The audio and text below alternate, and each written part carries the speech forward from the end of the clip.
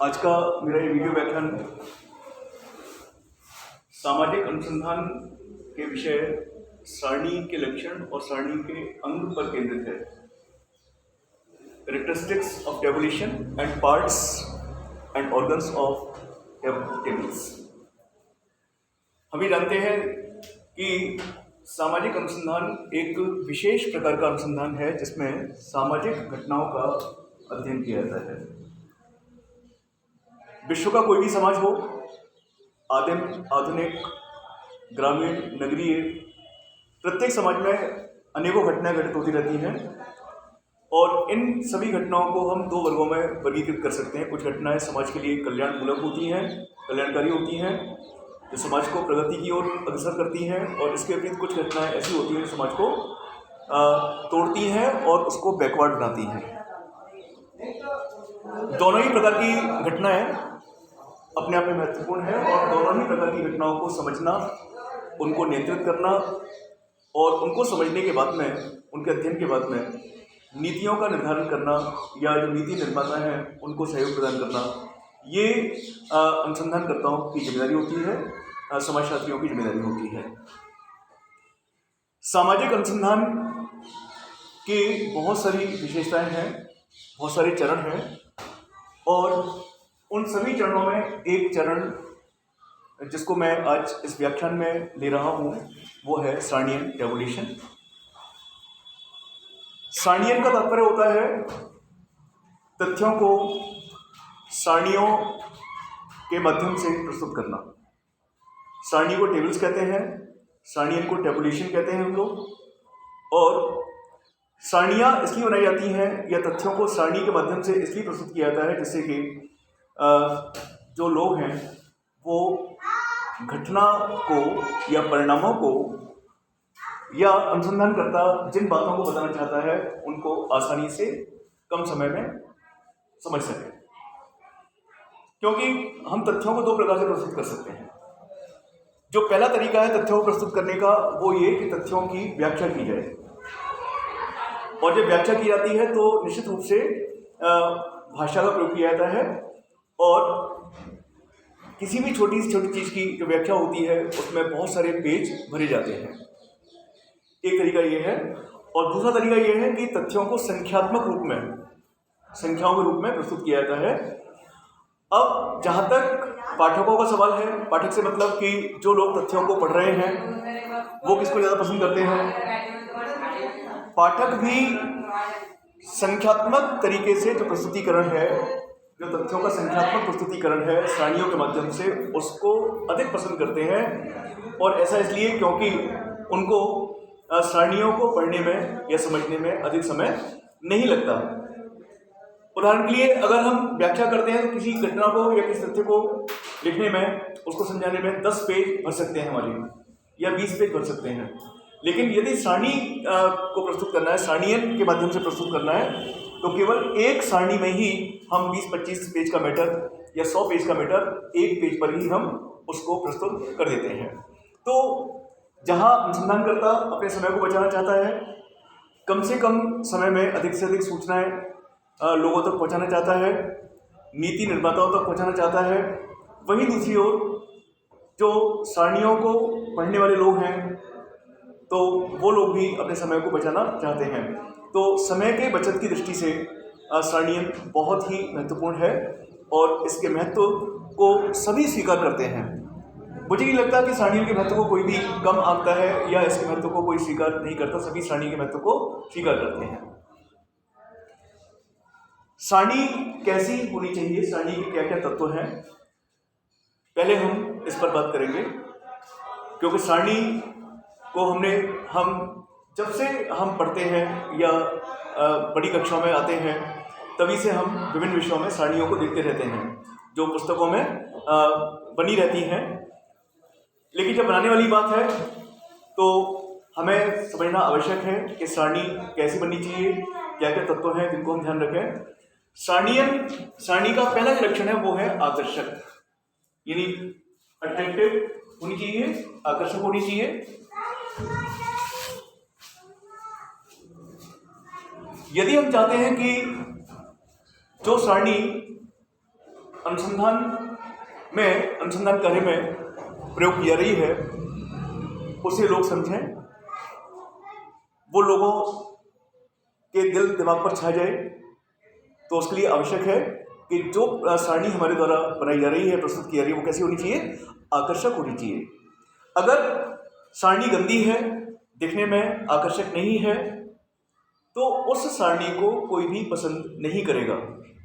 लोग देख तो लेंगे, लेकिन वो सारणी पाठकों का ध्यान, नीति निर्माताओं का ध्यान अपनी ओर खींचने में असमर्थ रहेगी। तो यदि हम चाहते हैं कि सारणी के माध्यम से तथ्य प्रस्तुत करें, तो ये आवश्यक है हमारे लिए कि वो सारणी आकर्षक होनी चाहिए, अट्रैक्टिव होनी चाहिए, इस तरह की होनी चाहिए कि पढ़ने वाला या सारणी को देखने वाला पहली बार देखने पर ही उस सारणी को पसंद करने लगे और वो स्वतः ही ये चाहे कि मैं इसकी गहराई में जाऊं कि आखिर सारणी में क्या बातें बताई गई हैं। तो पहला लक्षण है आकर्षण, कि सारणी को आकर्षक होना चाहिए। सारणी का दूसरा लक्षण है समुचित आकार। सारणी छोटी भी हो सकती है, मध्यम भी हो सकती है, मध्यम आकार की भी हो सकती है और बड़े आकार की भी हो सकती है।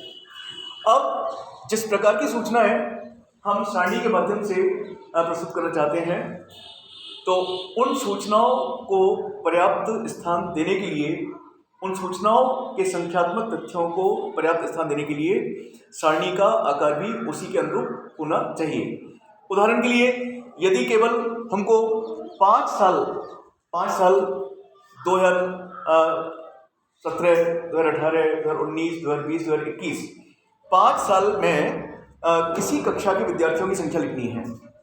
अगर हम किसी कॉलेज की बात कर रहे हैं, विद्यार्थियों का हम अध्ययन कर रहे हैं और हमको विद्यार्थियों के बारे में एक आंकड़ा बनाना है कि इस साल कितने विद्यार्थियों ने प्रवेश किया बीए फर्स्ट ईयर में, 17 में कितने बच्चे आए थे, या 2018 में कितने स्टूडेंट थे, 2019 में कितने स्टूडेंट थे, 2020 में कितने, 2021 में कितने थे। तो उसके लिए केवल हम छोटी सी एक सारणी बना लेंगे जिसमें कि ऊपर महाविद्यालय का नाम होगा, जिस महाविद्यालय के विद्यार्थियों की संख्या है वहाँ पर, और फिर वर्ष लिख दिया जाएगा पहले कॉलम में। ये वर्ष में नीचे जो 5 कॉलम रहेंगे केवल, और वो होंगे आपके कि 2017, 2018, 2019, 2020, 2021। और 2017 में कितने स्टूडेंट्स आए तो उनके सामने उनकी संख्या लिखी जाएगी, छात्रों की संख्या हेडिंग डाल करके। 2018 में कितने स्टूडेंट्स थे बीए फर्स्ट ईयर में, 18 में प्रवेशित विद्यार्थियों की संख्या लिखी जाएगी। इसी प्रकार 2019 में, 2020 में और 2021 में केवल 5 कतारों के माध्यम से ऊपर महाविद्यालय का नाम, 2 शीर्षक, एक शीर्षक होगा वर्ष और दूसरा होगा विद्यार्थियों की संख्या, और उसके नीचे 5 कतार 5 लाइन खींचनी पड़ेंगी। और उन 5 लाइनों के माध्यम से, छोटी सी सारणी के माध्यम से किसी भी महाविद्यालय जिसका आप अध्ययन कर रहे हैं, तो उस महाविद्यालय में प्रवेशित विद्यार्थियों की संख्या हम छोटी सारणी के माध्यम से दर्शा सकते हैं। और अगर हमको इन 5 सालों में 10 कॉलेज की संख्या लिखनी है, ये तो एक कॉलेज की बात की मैंने आपसे। उदाहरण के लिए, यदि आप विद्यार्थियों की संख्या विद्यार्थी संख्या बढ़ रही है, घट रही है, उस ग्राफ का अध्ययन कर रहे हैं और अपने अध्ययन क्षेत्र में 10 विद्यालयों को शामिल किया है, 10 महाविद्यालयों को, तो निश्चित रूप से हमको क्या करना पड़ेगा कि वो सारणी छोटी नहीं होगी हमारी, वो सारणी बहुत बड़ी होगी, वो सारणी बहुत बड़ी होगी। और जब बड़ी होगी तो उसका आकार भी बड़ा होगा। तो जिस प्रकार की सूचनाएं हैं, जिस प्रकार के तथ्य हैं, तो उन तथ्यों को पर्याप्त स्थान प्राप्त हो, तथ्यों को हम ठीक प्रकार से, समुचित प्रकार से प्रस्तुत कर सकें, तो उसी के अनुरूप सारणी का आकार भी होता है। तुलना की सुविधा, ये अगले लक्षण के रूप में हम कह सकते हैं कंपेरिजन। प्रायः देखा जाता है कि सारणियों के माध्यम से हम तुलना करते हैं। ये तुलना 2 वर्षों की हो सकती है, 2 दशक के बीच में हो सकती है, स्त्री और पुरुषों की हो सकती है, विवाहित अविवाहित लोगों की हो सकती है, मतलब तुलना का कोई भी आधार हो सकता है। तो यदि हम सारणी के माध्यम से कोई तुलना प्रस्तुत कर रहे हैं, तो हमें ध्यान रखना है कि तुलना जो हमने प्रस्तुत की है, तो जो तथ्य हमने इस प्रकार प्रस्तुत किए हैं, तो वो तथ्य हमारे इस प्रकार प्रस्तुत किए जाएं कि पढ़ने वाला व्यक्ति उस सारणी को देख करके तुरंत समझ सके कि इस सारणी में विभिन्न वर्षों के बीच तुलना की गई है, या स्त्री और पुरुषों के बीच तुलना की गई है, या बेरोजगार और बेरोजगार लोगों की तुलना की गई है। तो तुलना किसी भी आधार पर हो सकती है। तो एक आधार या एक से अधिक आधार हैं, तो उन आधारों को दर्शाने के लिए हम सारणी बनाते हैं। तो और प्रायः देखा जाता है कि तुलना करने के लिए हम सारणी का प्रयोग करते हैं। या ये कहना चाहिए कि जितने भी अनुसंधान कार्य होते हैं उनमें किसी न किसी सारणी के माध्यम से तुलना अवश्य दर्शाई जाती है। इसके बाद स्पष्टता। कई बार देखने में ये आता है कि सारणियां हम देखते हैं, लेकिन सारणी की भाषा इतने क्लिष्ट होती है या सारणी में तथ्य प्रस्तुत किए गए हैं वो स्पष्ट नहीं होते। तो ऐसी सारणी को देख करके हम भ्रमित हो जाते हैं और जिस उद्देश्य के लिए सारणी का प्रयोग किया गया है वो उद्देश्य भी पूरा नहीं हो पाता। तो अनुसंधानकर्ता के रूप में यदि हम ये चाहते हैं कि हम हमारी सारणी या हमारे द्वारा जो तथ्य प्रस्तुत किए रहे हैं वो लोगों की समझ में आए, तो ये आवश्यक है कि सारणी हमारी सुगम हो, आसान हो, सरल हो और साथ में स्पष्ट हो। कोई भी शब्द ऐसा ना हो जो लोगों की समझ से परे हो। सारणी में किसी प्रकार की अस्पष्टता, एम्बिग्युइटी नहीं होनी चाहिए। जो भी कुछ है वो स्पष्ट होना चाहिए। इतनी स्पष्टता हो कम से कम कि सारणी को पढ़ने वाला व्यक्ति आसानी से उस सारणी को समझ सके और उसमें तथ्य प्रस्तुत किए गए हैं और तथ्यों को भी आसानी से समझ सके। फिर अगली जो विशेषता है, अगला जो लक्षण है, जो तत्व है, वो है उद्देश्य के अनुकूल। जैसा हम जानते हैं कि सारणियों को हम किसी उद्देश्य के साथ बनाते हैं।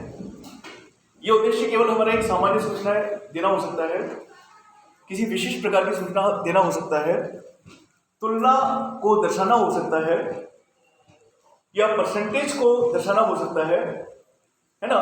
तो किसी भी चीज को हम दर्शाने के लिए हम सारणियों का प्रयोग करते हैं। तो जिस उद्देश्य के लिए हमने सारणी का प्रयोग किया है, तो यह ध्यान रखें कि सारणी के उद्देश्य सारणी के माध्यम से अवश्य पूरे हो रहे हों। ऐसा ना हो कि उद्देश्य हमारा कुछ और है और सारणी कुछ और बोल रही है।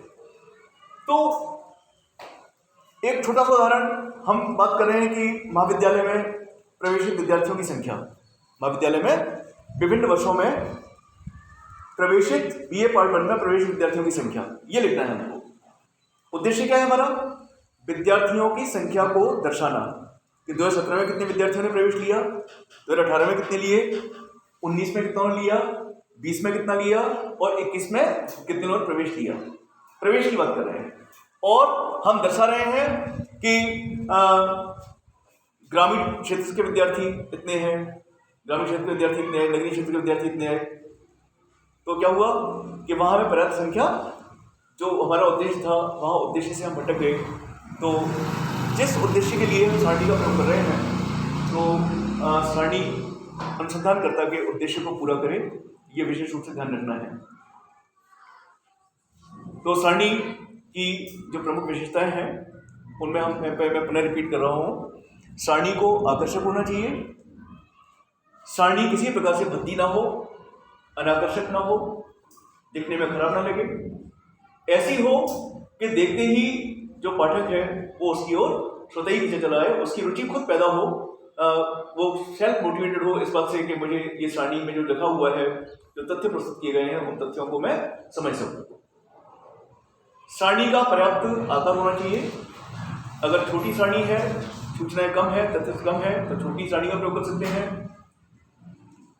सूचनाएं अगर मध्यम है, अर्थात ना तो बहुत ज्यादा ना बहुत कम है, तो हम मध्यम आकार की सारणी का प्रयोग कर सकते हैं। लेकिन अगर बहुत सारी सूचनाएं हैं तो उसके लिए हमको एक बृहद सारणी का प्रयोग करना पड़ेगा, बड़ी सारणी का प्रयोग करना पड़ेगा, जिसमें कॉलम्स भी बहुत सारे हो सकते हैं और जिसमें जो कतार हैं, लाइन्स हैं, रेखाएं हैं, वो भी बहुत सारी हो सकती हैं। मैंने कहा कि प्रायः सारणियों का प्रयोग तुलना करने के लिए किया जाता है। तो जिस चीज की हम तुलना कर रहे हैं, तो तुलना की सुविधा उसमें हो सारणी में। ऐसा नहीं है कि करते रहे हम तुलना और वहां पर तुलना के लिए दूसरे चीज का कोई आंकड़े नहीं है हमारे पास में, कोई तथ्य हमने प्रस्तुत नहीं किया है। तो तुलना भी साथ में होनी चाहिए। सारणी स्पष्ट हो, सुगम हो, सरल हो और जो भाषा प्रयोग की गई है वो भाषा सटीक हो, इस प्रकार की भाषा हो कि जो पाठक है वो आसानी से समझ जाए कि सारणी ये किस चीज़ की सारणी है, किस पर बनाई गई है और अनुसंधान करता है इस सारणी के माध्यम से क्या सूचना देना चाहता है। और सारणी जिस उद्देश्य को या जिन उद्देश्यों को लेकर के बनाई गई है उन उद्देश्यों की पूर्ति करती हो। और अगर इन चीज़ों को ध्यान में रखा जाता है तो मेरा ये मानना है कि सारणी का बनाया जाना अपने आप में महत्वपूर्ण है और साकार है। लेकिन अगर हम इन चीज़ों से भटकते हैं तो वो सारणी एक अच्छी सारणी श्रेणी में नहीं आ सकती। अब बात आती है सारणी के ढांचे को लेकर के कि सारणी के कौन कौन से अंग होते हैं। ये सच बात है कि हम कई प्रकार की सारणी देखते रहे हैं, लेकिन जो प्रमुख अंग है उनमें ध्यान रखें कि प्रत्येक सारणी का एक टाइटल होता है, एक शीर्षक होता है। बिना शीर्षक के कोई भी सारणी नहीं होनी चाहिए। और यदि हमने सारणी को कोई शीर्षक नहीं दिया है, कोई नाम नहीं दिया है, तो वो सारणी केवल अस्पष्टता, केवल कंफ्यूजन पैदा करेगी और जो पाठक है वो उस सारणी को नहीं समझ पाएगा कि वो सारणी आखिर किस चीज़ पर है या वो सारणी के माध्यम से किस प्रकार के तथ्यों को प्रस्तुत किया गया है। तो सारणी का शीर्षक होना चाहिए, सारणी का उपशीर्षक, सब टाइटल भी होना चाहिए, सब हेडिंग होना चाहिए। एक हेडिंग हो गया और उसके नीचे एक सब हेडिंग भी होना चाहिए। सारणी का अगला अंग है रेखाएं, लाइंस। जो लाइंस होती हैं, रेखाएं होती हैं, तो कोई भी सारणी ऐसी नहीं होती जिसमें कि रेखाएं ना हो, तो रेखाएं भी खींची जाती हैं। इसके बाद में स्तंभ होते हैं, कॉलम्स जैसे हम कहते हैं। प्रत्येक सारणी में जहां एक और रेखाएं होती हैं जो नीचे की तरफ चलती हैं, और उसी प्रकार स्तंभ होते हैं, कॉलम्स होते हैं जो आगे की तरफ बढ़ते रहते हैं। तुलना, ये अगला अंग है। मैंने कहा कि सारणियों का प्रयोग प्रायः तुलना दर्शाने के लिए किया जाता है, तो ये मैं एक अंग के रूप में प्रस्तुत कर रहा हूं। और प्रत्येक सारणी में जो संख्यात्मक जो तथ्य हैं, तथ्यों को जो संख्या के रूप में प्रस्तुत किया जाता है, उनका योग भी किया जाता है, योग होता है। और फिर सारणी में जो चीज़ें प्रस्तुत की गई हैं, जो तथ्य प्रस्तुत किए गए हैं, अगर हमने वो तथ्य कहीं से प्राप्त किया है तो उसका एक स्रोत भी लिखना चाहिए। उदाहरण के लिए यदि आपने किसी किताब से कोई तथ्य लिया, कोई सूचना ली, वो अपने सारणी में प्रस्तुत कर दी कि 1991 में ये जनसंख्या थी वहाँ की, या 1991 में इतने कॉलेजेस थे राजस्थान में, है ना, तो वो सूचना हमने कहाँ से ली? क्योंकि ये तो ऐसा तो है नहीं कि हमारे मन में विचार आए कि हम सब कुछ जानते हैं, कि हम सब ज्ञानी हैं, ऐसा नहीं है। तो ये सूचनाएं हम कहीं ना कहीं किसी स्रोत से लेते हैं। वो पुस्तक हो सकती है, कोई शोध ग्रंथ हो सकता है, कोई शोध पत्र हो सकता है। तो जहाँ से वो सूचना हमने ली है, सरकारी गैजेट हो सकता है आपका, तो जो वहाँ से उसका स्रोत का नाम जरूर होना चाहिए। अगर सारणी में स्रोत नहीं लिखा गया है तो जो पढ़ने वाला व्यक्ति है वो केवल कंफ्यूज होगा और सारणी पर प्रश्न चिन्ह लग जाएगा कि आखिर ये जो सूचनाएं प्रस्तुत की गई है वो कहीं झूठी तो नहीं है। और अगर स्रोत लिख दिया है तो अगर कोई व्यक्ति उसकी जांच करना चाहता है कि जो दिया गया है वो सही है गलत है, तो वो उस स्रोत पर जाकर के पता लगा सकता है कि जो सूचना प्रस्तुत की गई है वो उस स्रोत से ली गई है, तो वो सही है नहीं है। फिर संकेताक्षर। सारणी में कई बार हम जब लिखते हैं चीज़ों को तो संकेत के माध्यम से, और हमें लग रहा है कि ये अगर हम संकेत नहीं देंगे, इसको स्पष्ट नहीं करेंगे, इसकी व्याख्या नहीं करेंगे, तो सामने वाला व्यक्ति नहीं समझ पाएगा। तो वहां पर हम संकेत, कोई भी संकेत दे सकते हैं, फूल का डिजाइन दे सकते हैं या दो फूल बना सकते हैं हम लोग, और इनके माध्यम से तो जहां जो संख्या हमने लिखी है वहां लिखेंगे ये, और नीचे टिप्पणी की जगह पर यहाँ पर दो फूल बना करके फिर उसकी व्याख्या करेंगे जो भी चीज़ है, तो समझ जाएगा कि यहाँ जो संकेत अक्षर यूज किए गए हैं इनका मतलब ये है जो नीचे दिया गया है।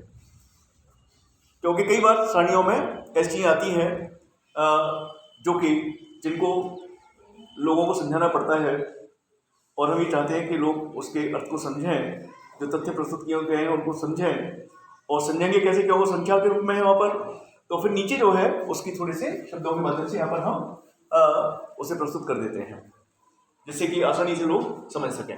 तो संकेताक्षर के बाद में फिर टिप्पणी है, जिसकी मैंने बताया कि संकेत तो ऊपर, संकेत अक्षर ऊपर यूज किए जाते हैं। ये संकेत हो सकता है या स्टार्स का संकेत हो सकता है कोई भी, या गोला हो सकता है संकेत के रूप में। तो किसी भी संकेत को हम यूज कर सकते हैं और संकेत की व्याख्या टिप्पणी के रूप में नीचे प्रस्तुत की जाती है। तो आज के इस व्याख्यान में जहां एक ओर हमने ये समझने का प्रयास किया कि सामाजिक अनुसंधान में सारणियन का विशेष महत्व है, क्योंकि सारणियन से अनुसंधानकर्ता की बचत होती है समय की, और साथ में जो लोग उस अनुसंधान कार्य को, उसकी रिपोर्ट को पढ़ना चाहते हैं, समझना चाहते हैं, तो उन लोगों के समय की भी बचत होती है। तो सारणियों से समय की बचत होती है।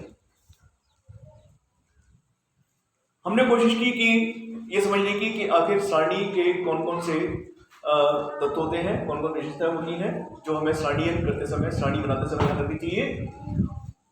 और इसके साथ साथ एक चीज और कि सारणी का ढांचा कैसा होता है, सारणी के कौन कौन से अंग होते हैं।